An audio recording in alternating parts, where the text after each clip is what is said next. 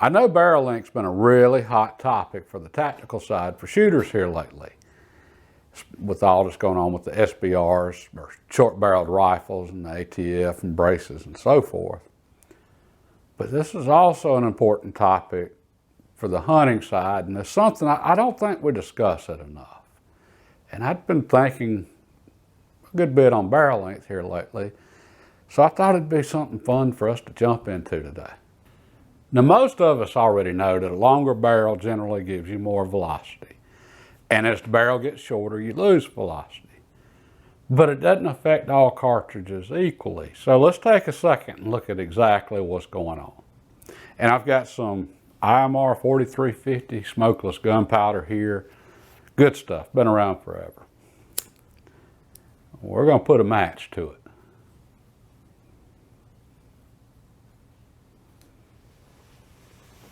All right, notice it didn't just instantaneously explode, okay? It burned. And that's what gunpowder does, it burns. Now you put it under pressure and yeah, you got an explosion. All right, this wasn't under pressure. But even under pressure, it's still burning. It just does it really quick.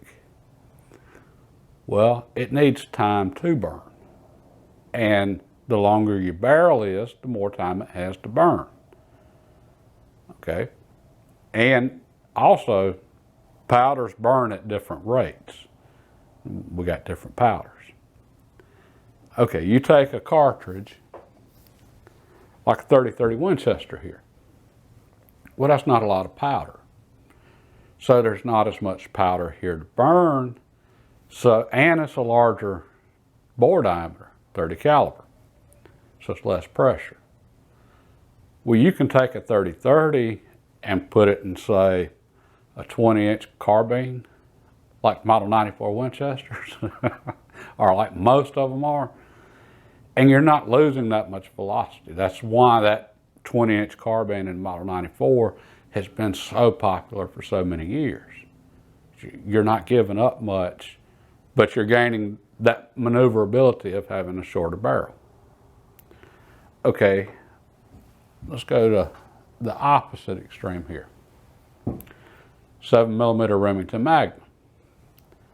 Okay, we got a lot of powder here. This is a lot of powder. And it's a smaller bore diameter than a 30 caliber. It's going to have more pressure. Okay. This needs more time to burn. And it's also going to be generally a slower powder.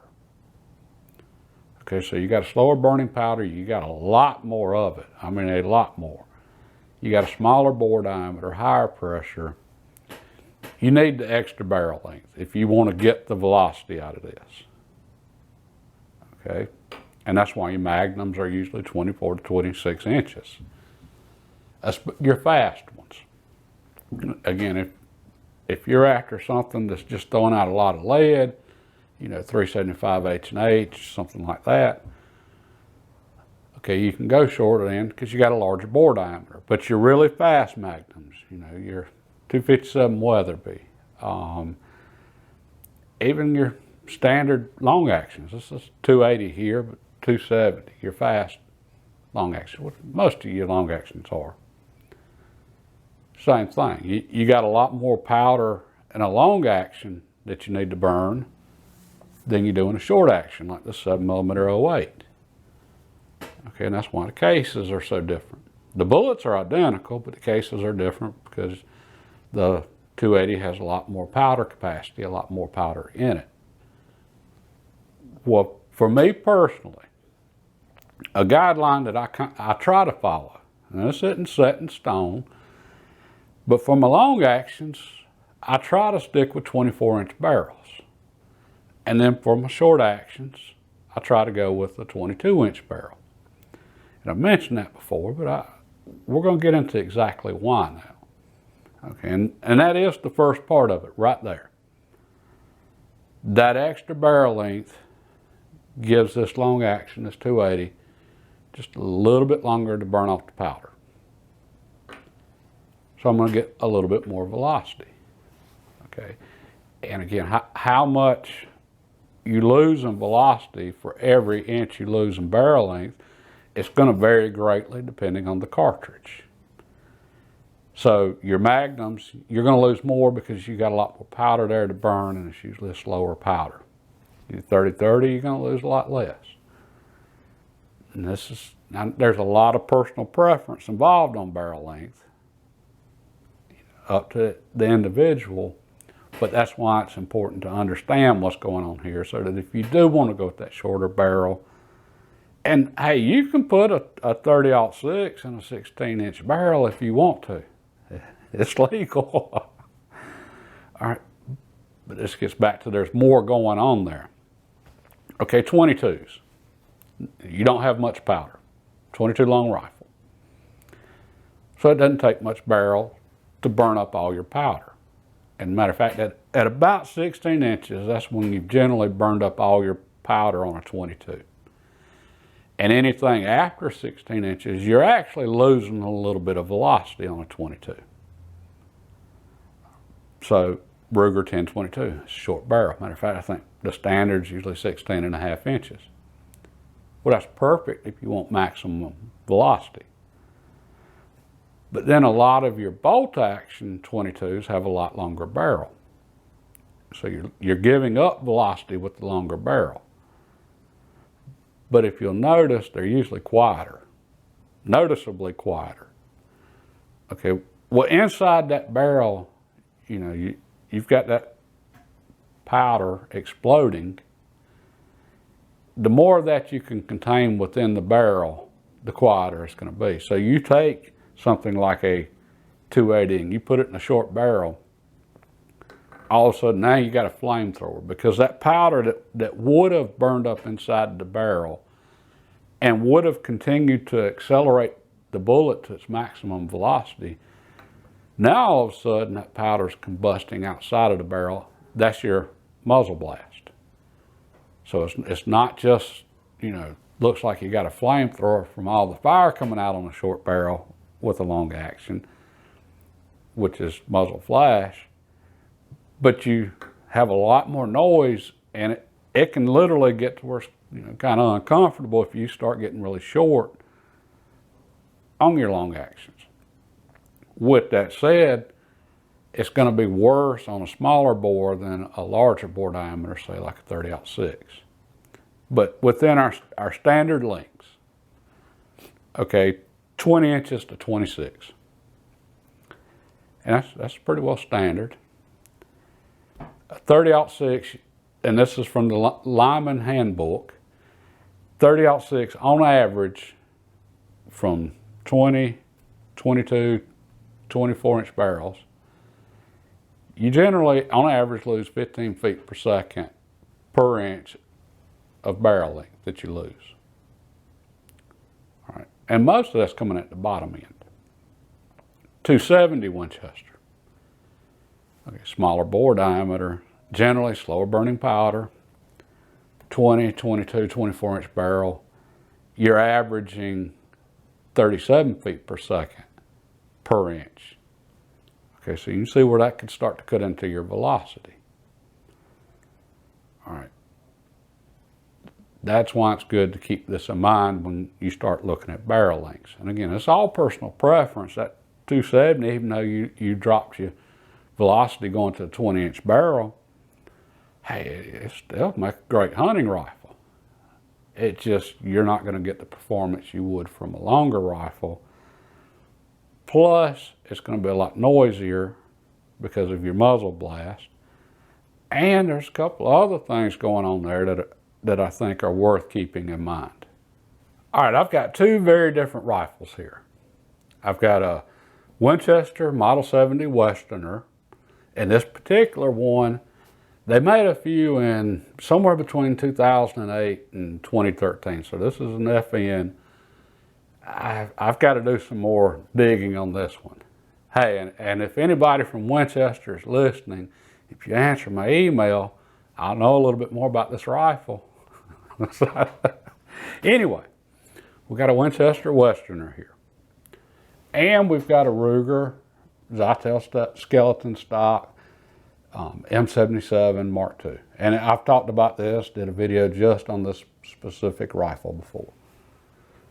So we've got two very different rifles here, but they're chambered in the same cartridge. And the big difference, this Winchester is just a bigger rifle. Okay, it's got a 24-inch barrel, and this barrel it's just a bigger barrel. Okay, the Ruger here with 22-inch barrel, it's got a lot more taper to the barrel. Okay, so we got difference in length, so I'm going to get a little more velocity out of this Winchester. But this Winchester is also just a heavier rifle. Matter of fact, it's about a pound heavier, probably a little more.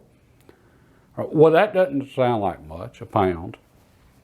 But when it comes to shooting, pound makes a difference.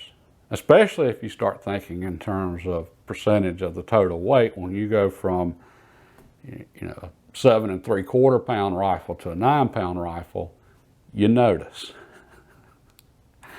All right, I've said this many times before. It's easier to shoot a heavier rifle more accurately. It just is. You've got gravity that just makes the rifle want to sit there. So when you get that bad trigger pull or any little thing, the rifle's not as affected because it takes more energy. It physically takes more energy to move the rifle because of gravity just pulling it down. Imagine if a rifle weighed 100 pounds and it's just sitting there. Okay, it's not much. A bad trigger pull is not going to affect it. Well, you take a really light rifle, and it doesn't take much at all to affect it. So it's just easier to shoot a heavier rifle more accurately. That doesn't mean this Winchester is any more accurate than this Ruger. It's not inherently more accurate just because it's heavier. It's just easier to shoot more accurately. Well, generally, when you go with a long action, the reason you would pick a long action over a short action, or the reason you would pick a Magnum over a long action, is for more velocity. What only reason you'd want more velocity is for more distance. And so if you choose a long action, it's probably because you want to shoot a long ways. Well, it's easier to shoot more accurately with the 24-inch barrel, not because, yeah, you get a little bit more velocity, but you're not losing that much going from 24 to 22. Your big drop would be going from 22 to 20. That's when you would really start noticing the drop. 24 to 22 is not huge. I'm going to say 30 feet per second on 270. All right, so you're losing about 60 feet per second. That's not really a big deal. But that weight helping you shoot more accurately, if you're trying to shoot long distances, which is why you probably went with the 270, that weight is a big deal. Now, like I said earlier, this is just kind of a guideline for me on the barrel length, and 24 inches with the long action and 22 inches with the short action. It's not written in stone. And obviously, I don't always follow my own guidelines because I've got a 270 right here in this Ruger with a 22-inch barrel. But in this particular rifle with this particular load, I'm shooting 140 grain bullets, and I've got them running around 2,800 feet per second. Well, that's the same velocity you get out of a 140 grain bullet in a 7mm 08. And for me, in this Ruger, the ideal cartridge, my first choice probably would have been a 7mm 08. I think that would just be a perfect cartridge for this rifle. Well, they're rare, which translates into they're really expensive, and therefore I'm shooting a 270 in this. Okay, with this Winchester Westerner, when I set it up, I'm going to shoot 130 grain bullets. I'm going to be pushing those over 3,100 feet per second. This rifle here, I got specifically for shooting longer distances. I'm going to set it up for that. So I'm going to take advantage of the extra 2 inches of barrel, and I'm going to need the extra weight to make sure I can shoot as accurately as possible. And the further out you get, the more accurate you need to be. Not to mention the extra weight also makes shooting those long action cartridges, which recoil more, that extra weight makes shooting them a lot more comfortable. All right, so that's why I like to stick with that guideline. But again, it's not set in stone, and that's just my personal preference. Your personal preference, hey, that's something you've got to figure out. I don't want any more weight than I need. I don't want any more velocity than I need. I don't want any more recoil than I need. Okay, I'm out hunting. I don't want to carry a lot of weight. I'm sure y'all know what I'm talking about here. At the same time, if I'm trying to shoot a long ways, all right, well, now I need the weight. It's not fun carrying it, but if you're trying to shoot long distances, there are really light rifles out there that you can shoot a long ways and you can reach out there with. This Ruger in 270 right here, I could set it up so that I was running, an easy 3,000 feet per second at it with a 130 grain bullet. Mike could get 3,100 out of it. All right, that would be an excellent long range cartridge just because of the velocity. But on this Ruger, it being a lighter rifle, I can't shoot it as accurately.